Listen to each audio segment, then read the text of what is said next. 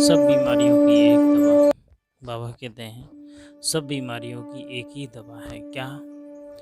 देही अभिमानी हो जाओ तो 5 विकारों से मुक्ति मिल जाएगी। देही अभिमानी का मतलब है कि हम अंतर जगत में जाएं और जो हमारी अंतरात्मा है और प्रभु के जो दिए हुए संदेश हैं, महावाक्य हैं, उनको अपने ऊपर फॉलो करें। जब हम देह अभिमान में रहते हैं तो हम मुसीबतों में फंसते हैं, या फिर कहें कि हम विकारों में फंसते हैं। दूसरा है कि हम गॉड के आगे बैठें, उससे अपना दिल की कहें, उससे अपनी चर्चा करें, उसके साथ वक्त बिताएं, चाहे हम किसी को माने कैसे भी। लेकिन अगर हम उसके फ्रेंडली हो जाते हैं तो भी एक तरह से हम बीमारियों से मुक्त, क्योंकि बीमार होता ही क्यों है आदमी? बीमार तभी होता है जब बाहर से देखी हुई सुनी हुई चीज़ हमारे अंतर मन में जाती है और वो बार बार विचार की जाती है, तो एक तरह से एक दिन बीमारी का रूप ले लेती है। ज़्यादा सोच लो अगर तो भी आपको फीवर आ सकता है। तो बाबा वही कहते हैं कि बच्चे अपने दिल की बात जब तक नहीं कहोगे तब तक आप बीमारियों से मुक्त नहीं हो सकते हो। बाबा कहते हैं कि मन को संयम में रखो।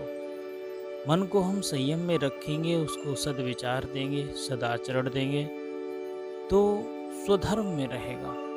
स्वधर्म में रहेगा तो स्वमान में आएगा। स्वमान में कभी बीमारी होती नहीं है। बाबा कहते हैं कि हर काम में प्रभु बाबा को याद करो। जितना हम उसकी याद में रहेंगे उतना ही हमारे लिए सबसे और सब बीमारियों से मुक्ति मिल जाएगी। हम याद में रहें, उसी को हम याद करें हमेशा। बाबा कहते हैं याद से ही पारस बुद्धि बनेगी। पारस से मतलब है कि दूसरों को भी जो सोना बना दे। पारस उसी को तो कहते हैं। बाबा कहते हैं कि तुम देही अभिमानी बनो तो सब बीमारियां खत्म हो जाएंगी और तुम डबल सिरताज विश्व के मालिक बन जाएंगे। प्रश्न है कि बाप के सम्मुख किन बच्चों को बैठना चाहिए?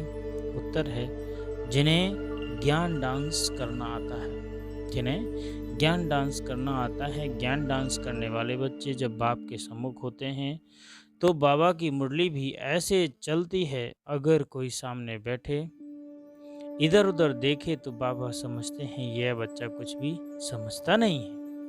बाबा ब्राह्मणियों को भी कहेंगे कि तुमने यह किसको लाए हो? बाबा कहते हैं कि तुम यह किसको लेके आई हो जो कि ठीक से बैठ भी नहीं पाता। जो बाबा के सामने भी उदासी देते हैं बच्चों को, तो ऐसा बाप मिला है जो खुशी में डांस करनी चाहिए। गीत है कि दूर देश का रहने वाला आया देश पर आए। मीठे मीठे बच्चों ने गीत सुना। रूहानी बच्चे समझते हैं रूहानी बाबा जिसको हम याद करते आते हैं। दुख हरता और सुख करता तुम मात पिता, फिर से आकर के हमको सुख घनेरे दो। हम दुखी हैं, यह सारी दुनिया दुखी है, क्योंकि यह है कलयुगी पुरानी दुनिया। पुरानी दुनिया अथवा पुराने घर में इतना सुख नहीं हो सकता जितना नई दुनिया नए घर में होता है। तुम बच्चे समझते हो हम विश्व के मालिक आदि सनातन देवी देवता थे।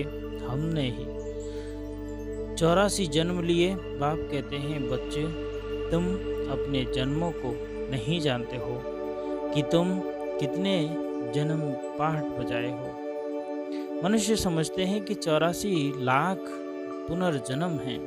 एक एक पुनर्जन्म कितने वर्ष का होता है? 84 लाख के हिसाब से तो सृष्टि चक्र बहुत बड़ा हो जाएगा। तुम बच्चे जानते हो हम आत्माओं का बाप हमको पढ़ाने आए हैं। हम भी दूर देश के रहने वाले हैं। हम कोई यहाँ के रहने वाले नहीं हैं। यहाँ हम पाठ बजाने आए हैं। बाप को भी हम परमधाम में याद करते हैं। अभी इस पराये देश में आए हैं। शिव को याद, शिव को बाबा कहेंगे, रावण को बाबा नहीं कहेंगे, भगवान को बाबा कहेंगे। बाप की महिमा अलग अलग है। 5 विकारों की कोई महिमा करेगा क्या? देह अभिमान तो बहुत बड़ी बीमारी है। तुम देही अभिमानी बनेंगे तो कोई बीमारी नहीं लगेगी। अभिमानी में हम रहेंगे तो हमको कोई बीमारी नहीं लगेगी। हम विश्व के मालिक बन जाएंगे। यह बातें तुम्हारी बुद्धि में है। तुम जानते हो से बाबा हम महात्माओं को पढ़ाते हैं। जो भी और इतने सत्संग आदि हैं कहाँ भी नहीं समझेंगे।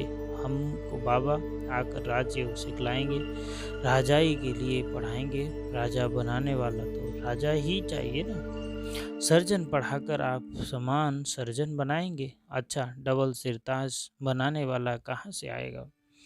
जो हमको डबल सिरताज बनाए, इसलिए मनुष्यों ने फिर डबल सिरताज कृष्ण को रख दिया है। परंतु कृष्ण कैसे पढ़ाएंगे?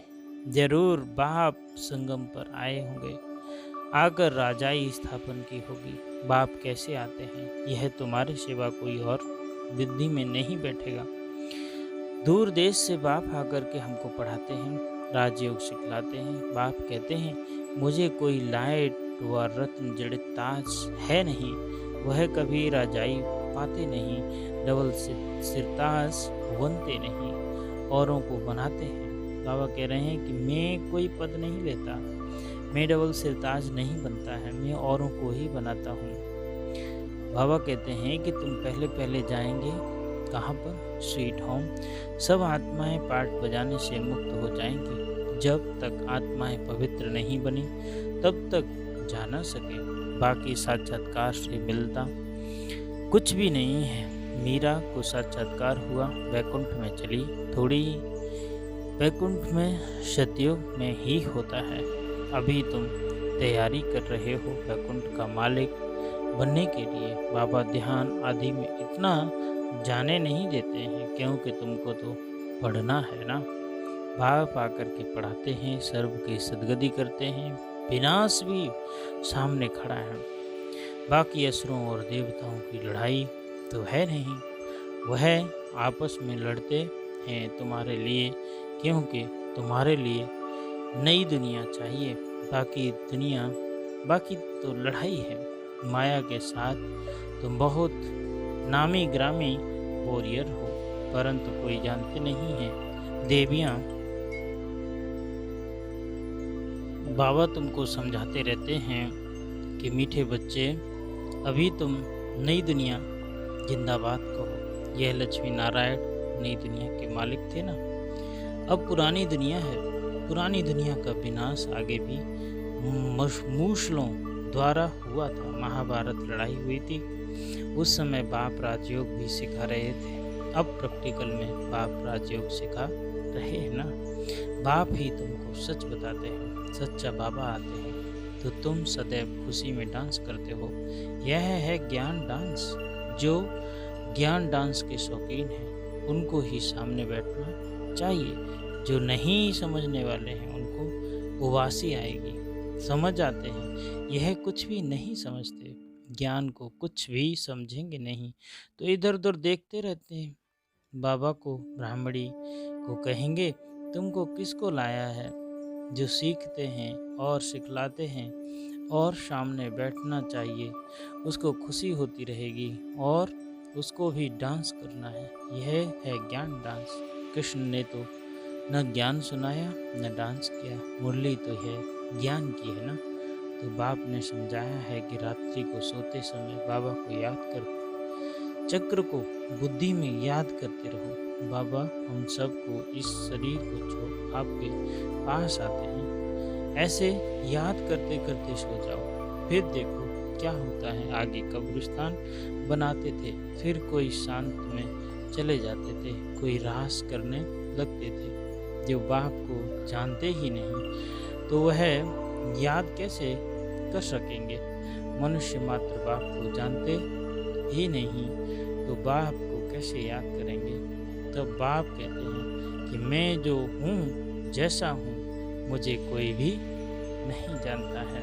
अभी तुमको कितनी समझ आई है। तुम हो गुप्त वॉरियर। वॉरियर नाम सुनकर देवियों को फिर तलवार बाण आदि दे दिए हैं। तुम वॉरियर को योग बल के योग बल से विश्व के मालिक बनते हो। बाहुबल से भल कोई कितना भी कोशिश करे पर जीत पा ना सके। भारत का योग मशहूर है, यह बाप ही आकर सिखलाते हैं। यह भी किसको पता नहीं है, उठते बैठते बाप को ही याद करते रहो। कहते हैं योग नहीं लगता, योग अक्षर उड़ा दो। बच्चे तो बाप को याद करते हैं ना। शिव बाबा कहते हैं माँ में कम याद करो, मैं ही सर्वशक्तिमान हूँ। मुझे याद करने से तुम शतो प्रधान बन जाएंगे। जब शतो प्रधान बन जाएंगे तब फिर आत्मा ही बारात निकलेंगी, जैसे मक्खियों की बारात निकलती है। बाबा ने धारणा के लिए जो पॉइंट बताए हैं, रात को सोने से पहले बाबा को याद करना है। बाबा हम इस शरीर को छोड़ आपके पास आते हैं, ऐसा याद करके सोना है।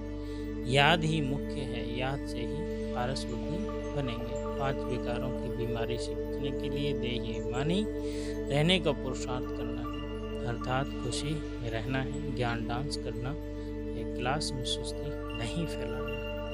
वरदान है कि त्रिकालदर्शी स्टेज द्वारा व्यर्थ का खाता समाप्त करने वाले सदा सफलता मूर्त भव।